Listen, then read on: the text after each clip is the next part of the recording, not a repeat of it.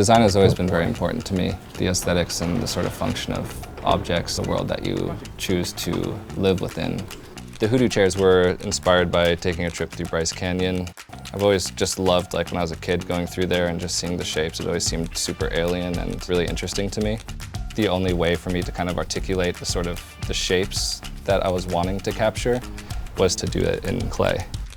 Yeah, it just helps me to figure out the proportions.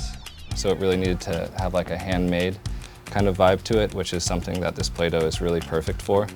It was helpful to kind of see the touch of a hand on a piece before I had to go through and make the whole thing. The first initial interest I had in design just came from the idea of making things. Like growing up, my dad was a chemist, and we were always having little projects. That kind of gave me the idea that like your only option is not just to buy things, you can also create the things that you want to surround yourself with. If I don't see something I like out in the world, I'll give it a shot and see what I can do and just work from there.